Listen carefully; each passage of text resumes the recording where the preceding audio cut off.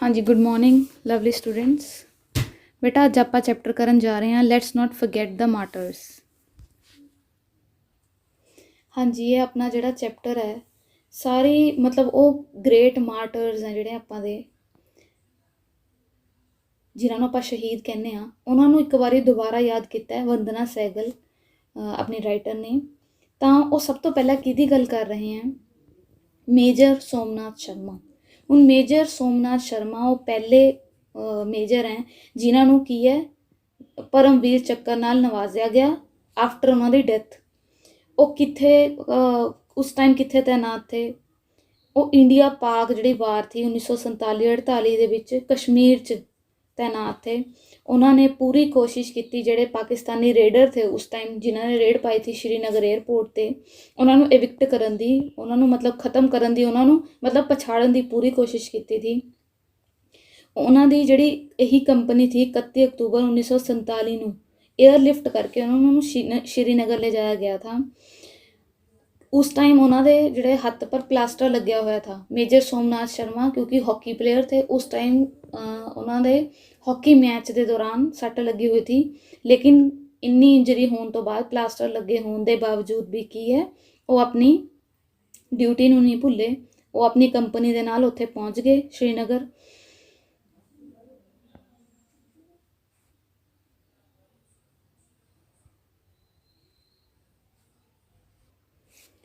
श्रीनगर कश्मीर च जाके वो बडगाम जिहड़ा कश्मीर दा वो है हिस्सा पिंड है, उत्थे उन्हां दी तैनाती हुई थी। उत्थे 700 दा लश्कर था जिहड़ा पाकिस्तानी, उन्होंने हमला किया था। हर तरफ तो बमबारी हो रही थी, लेकिन फिर भी उन्होंने अपना लास्ट जिहड़ा मैसेज था ब्रिगेड हैडक्वार्टर नूं दिता, जिन्हें की सारी सिचुएशन अपसाइड डाउन कर दी।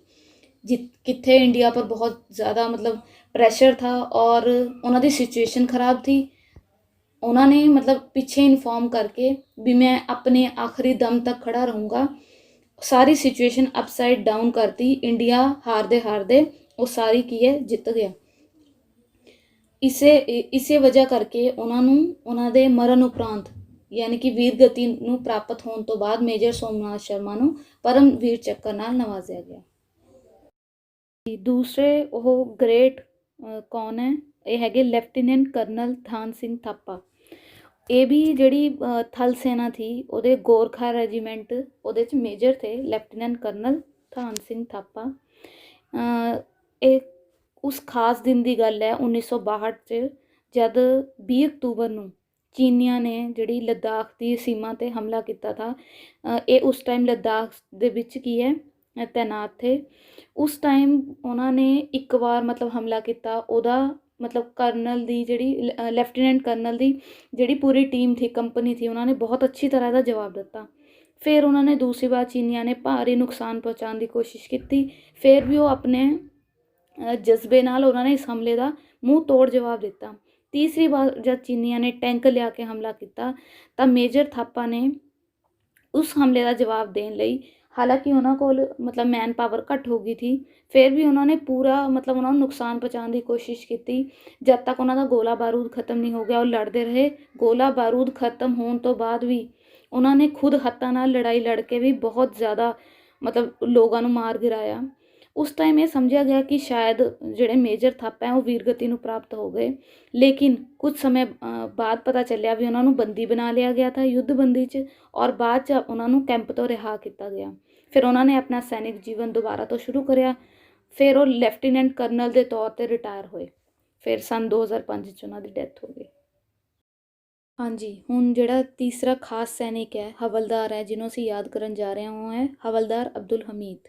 तुहानूं इहदे शॉर्ट क्वेश्चनस भी आउणगे, इसलिए इहनूं अच्छी तरह आपां कवर करांगे। हुण हवलदार अब्दुल हमीद हैं कौन? वो जिहड़ी भारत की थल सेना है ਉਹਦੀ 4थी बटालियन जिहदा नाम है दी ग्रीनेडियर्स, ਉਹਦੇ 'ਚ ਇੱਕ फौजी है, सिर्फ हले फौजी का पता ਆਪਾਂ ਨੂੰ ਵੀ ਉਹ सिर्फ फौजी है, ਜਿਹੜੀ 1965 ਦੀ ਭਾਰਤ ਪਾਕ जंग हुई है खेमकरन सैक्टर च, क्योंकि ये उत्थे तैनात है। इस करके उन्हां दी जिहड़ी हिम्मत वाली उन्होंने उस टाइम उहदा सामना किया पाकिस्तानी टैंकों का, और किमें वीरगति नूं प्राप्त होए ये इंपॉर्टेंट है आपां दे लिए जानना। ਹਾਂਜੀ, ਜਦੋਂ 1954 'ਚ ਗ੍ਰੀਨੇਡੀਅਰਸ ਇਨਫੈਂਟਰੀ ਰੈਜੀਮੈਂਟ ਵਿੱਚ ਸ਼ਾਮਿਲ ਹੋਏ ਤਾਂ ਉਸ ਟਾਈਮ ਭਾਰਤ ਪਾਕ ਜਿਹੜੀ ਜੰਗ ਸੀ ਉਹਦੇ ਵਿੱਚ ਇਹ ਪੰਜਾਬ ਦੇ ਭਿੱਖੀਵਿੰਡ ਸੈਕਟਰ ਵਿੱਚ ਤੈਨਾਤ ਥੇ। ਜਦ ਸਤੰਬਰ 'ਚ 1965 10 ਸਤੰਬਰ ਦਾ ਦਿਨ ਥਾ, ਜਿਹੜੇ ਪਾਕਿਸਤਾਨੀ ਫੌਜਾਂ ਨੇ ਪੈਟਨ ਟੈਂਕਾਂ ਦੀ ਇੱਕ ਪੂਰੀ ਰੈਜੀਮੈਂਟ ਦੇ ਨਾਲ ਖੇਮਕਰਨ ਸੈਕਟਰ 'ਤੇ ਆ ਕੇ ਹਮਲਾ ਕਰਤਾ। ਹੁਣ ਕਿਉਂਕਿ ਬਹੁਤ ਜ਼ਿਆਦਾ ਗੋਲਾਬਾਰੀ ਹੋ ਰਹੀ ਥੀ, ਦੁਸ਼ਮਣ ਦੇ ਟੈਂਕਾਂ ਨੇ 1 ਘੰਟੇ 'ਚ ਹੀ ਮਤਲਬ ਬਹੁਤ ਫਾਰਵਰਡ ਪੋਜੀਸ਼ਨ ਲੈ ਕੇ ਬਹੁਤ ਨੁਕਸਾਨ ਪਹੁੰਚਾਤਾ ਥਾ। ਤਾਂ ਉਸ ਟਾਈਮ ਜਿਹੜੇ ਕੁਆਟਰ ਮਾਸਟਰ ਅਬਦੁਲ ਹਮੀਦ ਥੇ ਤਾਂ ਉਹਨਾਂ ਨੇ ਇਸ ਚੀਜ਼ ਨੂੰ ਬਹੁਤ ਗੰਭੀਰਤਾ ਨਾਲ ਸਮਝਿਆ। ਉਹਨਾਂ ਨੇ ਆਪਣੀ ਫਲੈਕਿੰਗ ਪੋਜੀਸ਼ਨ ਯਾਨੀ ਕਿ ਰਾਈਟ ਔਰ ਲੈਫਟ ਤੋਂ ਹਮਲਾ ਕਰਨ ਵਾਲੀ ਪੋਜੀਸ਼ਨ ਹੁੰਦੀ ਹੈ, ਸਾਹਮਣੇ ਤੋਂ ਨਹੀਂ, ਤਾਂ ਉਹਨਾਂ ਨੇ ਆਪਣਾ ਇੱਕ ਟੈਂਕ ਲਿਆ, ਜਿਹੜੀ ਮਤਲਬ ਟੈਂਕ ਤੋਂ ਕੀ ਮਤਲਬ ਹੈ, ਉਹ ਤੋਪ ਲੱਗੀ ਹੋਈ ਸੀ ਉਹਨਾਂ ਦੀ ਜੀਪ ਦੇ ਅੱਗੇ, ਉਹ ਲੈ ਕੇ ਲੈਫਟ ਰਾਈਟ ਪੋਜੀਸ਼ਨ ਤੋਂ ਫਲੈਕਿੰਗ ਪੋਜੀਸ਼ਨ ਤੋਂ ਆਪਣੀ ਜਾਨ ਦੀ ਪਰਵਾਹ ਕੀਤੇ ਬਿਨਾਂ ਕਈ ਟੈਂਕ ਜਿਹੜੇ ਪਾਕਿਸਤਾਨ ਦੇ ਪੈਟਰਨ ਟੈਂਕਸ ਤੇ ਉਹਨਾਂ ਨੂੰ ਉਡਾ ਦਿੱਤਾ। ਇਸੇ ਮਤਲਬ ਜਿਹੜੀ ਗੋਲਾਬਾਰੀ ਹੋ ਰਹੀ ਥੀ ਪਾਕਿਸਤਾਨੀਆਂ ਦੀ ਤਰਫ ਤੋਂ, ਇਹੀ ਹਮਲੇ 'ਚ ਇੱਕ ਬੜੇ ਗੋਲਾਬਾਰੀ ਦੇ ਵਿੱਚ ਉਹਨਾਂ ਨੂੰ ਬਹੁਤ ਜ਼ਿਆਦਾ ਮਤਲਬ ਜ਼ਖਮੀ ਹੋ ਗਏ ਥੇ। ਫਿਰ ਇਸੀ ਵਜ੍ਹਾ ਕਰਕੇ ਉਹ ਵੀਰਤਾ ਨੂੰ ਪ੍ਰਾਪਤ ਹੋਏ। ਉਹਨਾਂ ਦੇ ਵੀਰਤਾ ਪੂਰਵਕ ਜਿਹੜਾ ਇਹ ਕਾਰਨਾਮਾ ਹੈ ਉਹਨਾਂ ਦੇ ਸਾਥੀਆਂ ਲਈ ਇੱਕ ਪ੍ਰੇਰਨਾ ਬਣਿਆ ਵੀ ਸਾਨੇ ਜਿਹੜਾ ਕਿ ਆਪਣੇ ਦੁਸ਼ਮਣਾਂ ਨੂੰ ਕਰਾਰਾ ਜਵਾਬ ਦੇਣਾ। ਤਾਂ ਇਸ ਤਰ੍ਹਾਂ ਉਹਨਾਂ ਨੂੰ ਉਹਨਾਂ ਦੀ ਵੀਰਗਤੀ ਨੂੰ ਪ੍ਰਾਪਤ ਹੋਣ ਤੋਂ ਬਾਅਦ ਉਹਨਾਂ ਦੇ ਇਸ ਜ਼ਬਰਦਸਤ ਕਾਰਨਾਮੇ ਨੂੰ ਦੇਖ ਕੇ ਉਹਨਾਂ ਨੂੰ ਕੀ ਹੈ ਉਹ ਦਿੱਤਾ ਗਿਆ ਥਾ, ਅਵਾਰਡ ਦਿੱਤਾ ਗਿਆ ਥਾ ਬਾਅਦ 'ਚ। ਜੀ ਹੁਣ ਅਸੀਂ ਜਿਨ੍ਹਾਂ ਬਾਰੇ ਗੱਲ ਕਰਨ ਜਾ ਰਹੇ ਹਾਂ ਉਹ ਹੈ ਫਲਾਇੰਗ ਆਫਿਸਰ ਨਿਰਮਲਜੀਤ ਸਿੰਘ ਸੇਖੋਂ। ਜਿਹੜੇ ਫਲਾਇੰਗ ਆਫਿਸਰ ਹੈ ਨਿਰਮਲਜੀਤ ਸਿੰਘ ਸੇਖੋਂ ਨੇ, ਜੋ ਭਾਰਤੀ ਹਵਾਈ ਫੌਜ 'ਚ ਇੱਕ ਅਫਸਰ ਸੀ। ਉਹਨਾਂ ਦਾ ਜਿਹੜਾ ਜਨਮ ਹੈ 17 ਜੁਲਾਈ 1943 ਨੂੰ ਹੋਇਆ ਥਾ। 1971 'ਚ ਕਿਉਂਕਿ ਉਹ ਭਾਰਤ ਪਾਕ ਜੰਗ ਦੇ ਦੌਰਾਨ ਸ਼੍ਰੀਨਗਰ ਦੇ ਸੈਨਿਕ ਹਵਾਈ ਅੱਡੇ ਨੂੰ ਦੁਸ਼ਮਣਾਂ ਤੋਂ ਬਚਾਉਣ ਲਈ ਆਪਣੇ ਫਰਜ਼ ਨੂੰ ਨਿਭਾਉਂਦੇ ਹੋਏ ਕੀ ਹੈ ਇਸੀ ਵਜ੍ਹਾ ਕਰਕੇ ਉਹਨਾਂ ਨੂੰ ਪਰਮਵੀਰ ਚੱਕਰ ਪ੍ਰਦਾਨ ਕੀਤਾ ਗਿਆ ਥਾ। ਹਾਂਜੀ, ਹੁਣ ਜਿਹੜੇ ਨਿਰਮਲਜੀਤ ਸਿੰਘ ਸੇਖੋਂ ਹੈ ਉਹ 14 ਦਸੰਬਰ ਦਾ ਉਹਨਾਂ ਦਾ ਜਿਹੜਾ ਇੰਸੀਡੈਂਟ ਹੈ ਉਹ ਮੈਂਸ਼ਨ ਕਰਨ ਵਾਲਾ ਹੈ। 14 ਦਸੰਬਰ 1971 ਨੂੰ ਜਦ ਉਹ ਹਵਾਈ ਅੱਡੇ 'ਤੇ ਤੈਨਾਤ ਥੇ ਤਾਂ ਉਸ ਟਾਈਮ ਜਿਹੜੇ ਪਾਕਿਸਤਾਨੀ ਜਹਾਜ਼ਾਂ ਨੇ, ਦੁਸ਼ਮਣ ਦੇ ਜਹਾਜ਼ਾਂ ਨੇ ਹਮਲਾ ਕਰਤਾ। ਤਾਂ ਉਹਨਾਂ ਨੇ ਸਿਚੁਏਸ਼ਨ ਨੂੰ ਸੰਭਾਲਦੇ ਹੋਏ, ਹਾਲਾਂਕਿ ਉਹ ਐਮਰਜੈਂਸੀ ਡਿਊਟੀ 'ਤੇ ਥੇ, ਉਹਨਾਂ ਨੇ ਆਪਣਾ ਮਤਲਬ ਜਹਾਜ਼ ਉਡਾਉਣ 'ਚ ਕਾਮਯਾਬ ਹੋ ਗਏ। ਉਹਨਾਂ ਨੇ ਦੁਸ਼ਮਣਾਂ ਦੇ 2 ਜਿਹੜੇ ਸੇਬਰ ਜਹਾਜ਼ ਥੇ, ਇੱਕ ਨੂੰ ਬਿਲਕੁਲ ਟੋਟਲੀ ਖ਼ਤਮ ਕਰਤਾ, ਦੂਸਰੇ ਨੂੰ ਦੁਰਘਟਨਾਗ੍ਰਸਤ ਕੀਤਾ, ਉਹ ਜਾ ਕੇ ਨੀਚੇ ਲੈਂਡ ਕਰਵਾਇਆ। ਫਿਰ ਉਸ ਤੋਂ ਬਾਅਦ ਇਹਨਾਂ ਨਾਲ ਜਿਹੜੇ ਬਚੇ ਹੋਏ 4 ਜਹਾਜ਼ ਥੇ ਇਹਨਾਂ ਨਾਲ ਲੜਦੇ ਹੋਏ ਉਹ ਖੁਦ ਵੀਰਗਤੀ ਨੂੰ ਪ੍ਰਾਪਤ ਹੋ ਗਏ। ਔਰ ਜਿਹੜੇ ਇਹ 4 ਜਹਾਜ਼ ਥੇ ਉਸ ਤੋਂ ਬਾਅਦ ਬਿਨਾਂ ਹਮਲਾ ਕੀਤੇ ਪਾਕਿਸਤਾਨ ਵਾਪਸ ਲੌਟ ਗਏ। ਉਹਨਾਂ ਦੀ ਇਸ ਵੀਰਤਾ ਦੇ ਕਾਰਨ ਉਹਨਾਂ ਦੇ ਸ਼ਹੀਦ ਹੋਣ ਤੋਂ ਬਾਅਦ ਉਹਨਾਂ ਨੂੰ ਪਰਮਵੀਰ ਚੱਕਰ ਨਾਲ ਨਵਾਜ਼ਿਆ ਗਿਆ।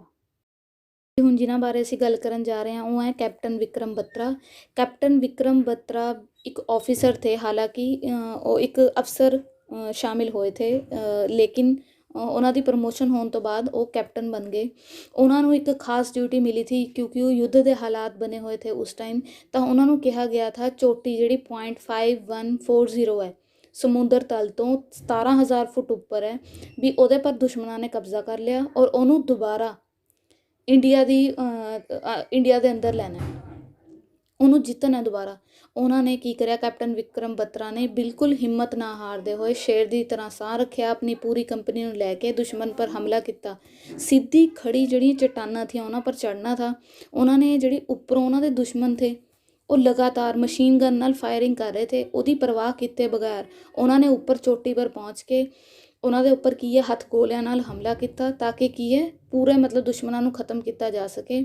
ਉੱਥੇ ਹੀ ਇਸ ਵਕਤ ਹੀ ਉਹਨਾਂ ਦੇ ਮਤਲਬ ਜ਼ਖਮੀ ਹੋਣ ਦੀ ਵਜ੍ਹਾ ਕਰਕੇ ਉਹ ਵੀਰਗਤੀ ਨੂੰ ਪ੍ਰਾਪਤ ਹੋਏ ਔਰ ਉਹਨਾਂ ਦੇ ਵੀਰਗਤੀ ਨੂੰ ਪ੍ਰਾਪਤ ਕਰਨ ਤੋਂ ਬਾਅਦ ਮਤਲਬ ਉਹਨਾਂ ਦੇ ਮਰਨ ਉਪਰੰਤ ਉਹਨਾਂ ਨੂੰ ਕੀ ਹੈ ਪਰਮਵੀਰ ਚੱਕਰ ਨਾਲ ਨਵਾਜ਼ਿਆ ਗਿਆ। ਅਸਲ ਗੱਲ ਇਹਦੇ 'ਚ ਕੀ ਹੈ, ਆਪਣੀ ਜਾਨ ਦੀ ਪਰਵਾਹ ਨਾ ਕਰਦੇ ਹੋਏ ਆਪਣੇ ਦੇਸ਼ ਦੇ ਲਈ ਕੁਛ ਕਰ ਜਾਣ ਵਾਲੇ ਹੀ ਜਿਹੜੇ ਸਾਡੇ ਲਈ ਕੀ ਹੁੰਦੇ ਹੈ ਪ੍ਰੇਰਨਾ ਦੇ ਸਰੋਤ ਵੀ ਹੁੰਦੇ ਹੈ ਔਰ ਇਸੀ ਲਈ ਇਹਨਾਂ ਨੂੰ ਇੰਨੇ ਬੜੇ ਅਵਾਰਡ ਪਰਮਵੀਰ ਚੱਕਰ ਨਾਲ ਨਵਾਜ਼ਿਆ ਜਾਂਦਾ ਹੈ।